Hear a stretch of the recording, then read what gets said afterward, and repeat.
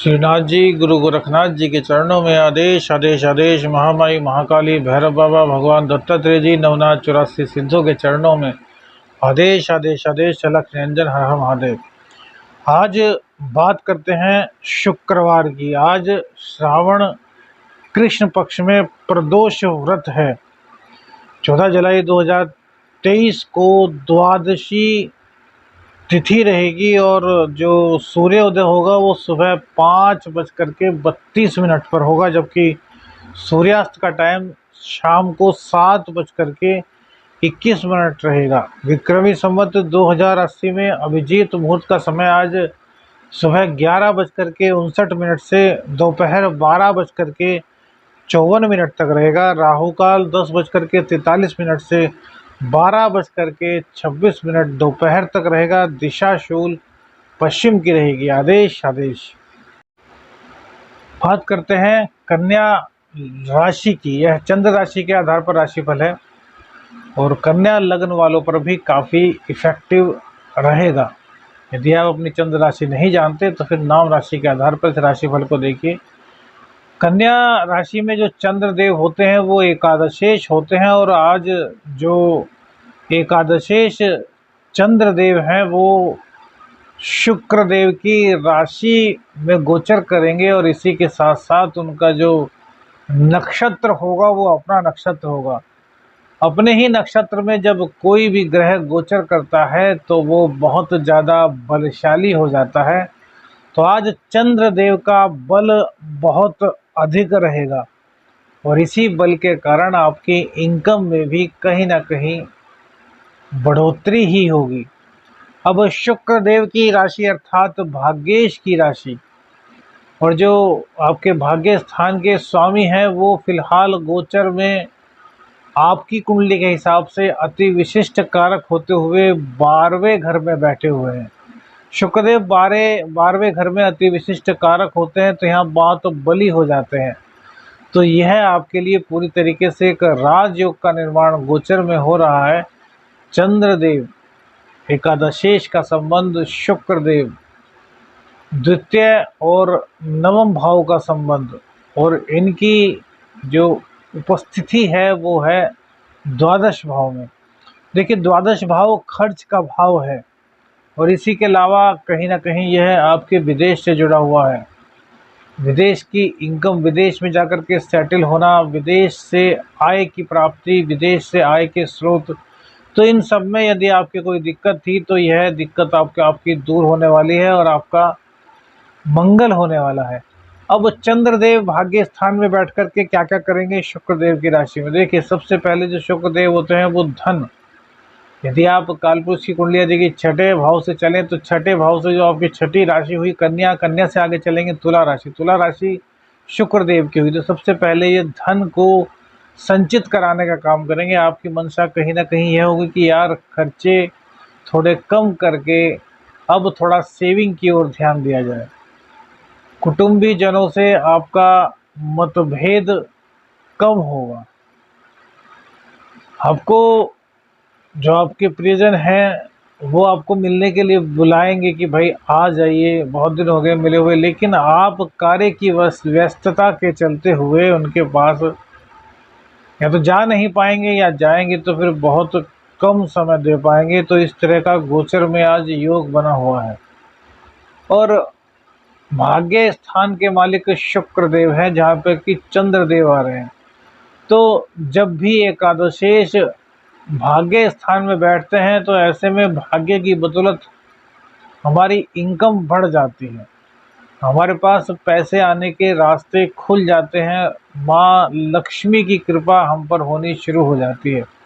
तो गोचर में फिलहाल यही स्थिति बनी हुई है कि एकादशेष आपके नवम भाव में विराजमान है और अपने ही नक्षत्र से गोचर कर रहे हैं। तो जहाँ जहाँ भी आप जिस फील्ड में आप हाथ डालेंगे वहाँ से आपको मुनाफा ही होगा, प्रॉफिट ही होगा, लाभ ही होगा। आप सपोज कोई कार्य कर रहे हैं और उसमें आपको लगता है कि यार इसमें हमें कुल 1 रुपया ही बचने वाला है, लेकिन परिस्थितियाँ कुछ ऐसी बनेंगी कि हो सकता है वो थोड़ा देर में बिके, क्योंकि चंद्रदेव क्या है ना, चंद्रदेव आकस्मिकता के भी कारक होते हैं। राहु देव आकस्मिकता के कारण है ना, ऐसे ही चंद्रदेव भी, क्योंकि ये बहुत चंचल हैं, पल में सोना पल में मासा, इस तरह की स्थितियां यह बना देते हैं। मन चंचल होने के कारण आप हो सकता है कि उसको तभी बेच दें, या फिर हो सकता है थोड़ा वेट करें। तो हम तो यही चाहते हैं कि थोड़ा वेट कीजिए, तो आपको लाभ अधिक होगा। चंद्रदेव का अपने ही नक्षत्र से गोचर आपके लिए बड़ा ही कल्याणकारी होने वाला है। हाँ, एक बात और, आज एक और चीज आपके साथ हो सकती है कि जो लोग आप पर विश्वास करते हैं वो आपको कॉल करेंगे, आपसे कुछ चीजें पूछेंगे, आपसे कुछ एडवाइस लेंगे और आप उनको एडवाइस देंगे। आप अपने बुद्धि विवेक के आधार पर उनको पूरी अच्छी तरीके से एडवाइस देंगे, लेकिन वो सिर्फ और सिर्फ अपने काम के बारे में जानना चाहेंगे। आप उनको बताएंगे कि यार यह काम ऐसे कीजिए तो ऐसे हो जाएगा, ऐसे कीजिए तो ऐसे हो जाएगा, लेकिन उनको कुछ सुनना ही नहीं। वो तो सिर्फ ये चाहेंगे कि आप उनका वो काम कर दें। और जब आप कहेंगे कि यार इस काम को करने के लिए आपको यह एक दो चीज़ें तो करनी पड़ेंगी, तो वो आपको मूर्ख बता देंगे, यार तुमको तो फ़ोन ही गलत किया, जिसके कारण तुम कहीं ना कहीं दुखी हो गए। तो भैया ऐसा दुखी मत होइए। क्यों? उनकी बुद्धि उनके साथ है। हमसे बहुत से लोग, देखिए हम बहुत दयालु किस्म के व्यक्ति रहे हैं।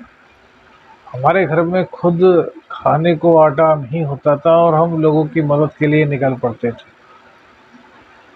बहुत से लोगों की कुंडली फ्री में देखते थे, उनका बहुत लाभ कराया, बहुत चीज़ें कराई। लेकिन जब आटा भी घर में नहीं, कुछ भी नहीं, तो हमने कुछ लोगों से मदद मांगी जिनकी कि हमने मदद की थी, साफ हाथ झाड़ दिया। उसके बाद हमें धीरे धीरे एहसास हुआ कि यार आप मदद सिर्फ और सिर्फ उनकी कीजिए जिनको वास्तव में मदद की आवश्यकता है। हर किसी की मदद मत कीजिए, इतने दयालु मत होइए कि अपने घर को ही लुटा बैठे। तो समय की ठोकरों ने हमें भी बहुत कुछ सिखाया है। तो जो एडवाइस आप जिसको दे रहे हैं, आप ये देख लीजिए कि वास्तव में वो आपकी एडवाइस के लायक है या नहीं। यदि नहीं तो भैया मत दीजिए एडवाइस, क्योंकि आपको बुराई ही मिलने वाली है। हमने बताया ना कि हमने इतने गरीबी में दिन देखे, अभी भी देखे। देखिए देखिए, बहुत से लोग कहते हैं कि यार आप इतने बड़े जोशी हैं, इतने बड़े साधक हैं, तो खुद क्यों नहीं अरबपति बन जाते। तो भैया देखिए, कुतर्क करने को तो कुछ भी कर लीजिए, लेकिन आपको एक जिंदगी का एक पॉइंट बताते हैं कि ईश्वर से बड़ा कोई नहीं। जब तक आपके भाग्य में वो दिन नहीं आएगा जब उसने लिखा है कि आप पैसे वाले बनेंगे, तब तक आपको इसके लिए प्रयास ही नहीं करना चाहिए। यदि आप प्रयास करेंगे तो उस ऊपर वाले की नज़रों में दोषी बनेंगे, और उसकी नज़रों में दोषी बन गए तो भैया जिंदगी भर पछताने के अलावा और कुछ नहीं रहेगा। इसलिए सिर्फ और सिर्फ अपनी साधनाओं पर ध्यान दीजिए, सिर्फ और सिर्फ अपने व्यक्तित्व पर ध्यान दीजिए। धीरे धीरे जब प्रभु की नज़र में आप चढ़ जाएंगे तो पैसा, गाड़ी, बंगला यह कुछ भी नहीं भैया, सब कुछ देने वाला वो है। अरे बड़े बड़े धन्ना सेठ मंदिरों में जाकर पल्ला पसार कर भीख मांगते हैं, तो हम भला व्यक्तियों से क्यों भीख मांगे। मांगना है तो उस ईश्वर से मांगो ना, जो सबको देता है और किसी को बताता नहीं। किसी के पास जाएंगे, किसी ने आपकी मदद कर भी दी तो 50 जनों को बताएगा कि यार वो आया था, भूखा था, मैंने उसको खाना खिला दिया, उसके बच्चे भूखे थे, मैंने उसको 2000 रुपये दे दिए। 50 लोगों में आपकी बेइज्जती कर देगा, क्या फायदा ऐसे 2000 रुपये का। कर खुद ही को बुलंद इतना, हर सजा से पहले खुदा बंदे से पूछे, बता तेरी रजा क्या है। खुद को बुलंद कीजिए भैया। खुद को बुलंद तभी कर पाएंगे जब उसके प्रति, ईश्वर के प्रति सच्ची श्रद्धा होगी, सच्चा विश्वास होगा। और मन साफ होगा। बस जिंदगी का यह सूत्र अपनाइए तो आपको बहुत बहुत बहुत लाभ मिलेगा। हम अपने लिए कुछ नहीं कर सकते क्योंकि अभी हमारा वो वक्त नहीं। जब वो वक्त आएगा तो ईश्वर खुद देगा। अभी हमें ईश्वर ने जिस काम के लिए लगाया है हम उस काम को कर रहे हैं, करते रहेंगे। बस कुतर्क वगैरह की कोई आवश्यकता नहीं। दूसरी बात, यहाँ पर सूर्य देव, तो भैया एक द्वादशेश के मालिक सूर्य देव आपको यहाँ पर बहुत ज़्यादा लाभ देने वाले हैं। राजनीति में आपका परचम लहराने वाले हैं। घर में हल्की फुल्की कलह की स्थिति हो सकती है, लेकिन राजनीति में आपको बहुत शानदार सफलता मिलने वाली है। शुक्र देव के 12वें स्थान में आपकी राशि से होने के कारण संगीत प्रेमी आप हो सकते हैं। आपको एकाएक नृत्य में मन लग सकता है, आपको एकाएक लग्जरियस लाइफ में मन लग सकता है, आपको एकाएक गाड़ी की, अच्छी गाड़ी की इच्छा हो सकती है। बाइक आपके पास है तो दूसरी अच्छी बाइक की आपको इच्छा हो सकती है। कुल मिलाकर के आपकी लग्जरियस लाइफ की जो भावनाएं होती हैं वो इस वक्त पर जागृत होने वाली है। बुध देव की कृपा से आपकी इनकम बहुत ज़्यादा बढ़ रही है। एकादशेश का 9वें भाव में बैठना और भैया कर्मेश का 11वें स्थान में बैठना, इससे बड़ा राजयोग और क्या हो सकता है। कि कर्म कह रहा है कि लो कमा लो और एकादशेश कह रहा है कि लो यार भाग्य भी मैंने तुम्हारे साथ कर दिया, जितना बटोर सकते हो बटोर लो। सही रास्ते से जितना कमा सकते हैं आज कमाइए। गोचर पूरी तरीके से आपके साथ है। कहीं किसी प्रकार की कोई भी दिक्कत आपको नहीं होगी। आज जितना आपको चाहिए उतना आपको मिल जाएगा। बस सही रास्ते पर चलिएगा, सही दिशा को अपनाइएगा, भगवान पर पूर्ण रूप से विश्वास रखिएगा। शनिदेव आपके सभी दुखों को दूर कर रहे हैं, रोग रिपो ऋण को आपके समाप्त कर रहे हैं। बृहस्पति देव की पावर बढ़ने से गुप्त धन की प्राप्ति आपको हो सकती है। अचानक से कोई भी धन संबंधी कार्य आपका हो सकता है। कुल मिलाकर के लिए आपका आज का राशिफल बहुत ही शानदार, भाग्यवर्धक, मंगलवर्धक हो। आदेश आदेश अलख निरंजन, हर हर महादेव।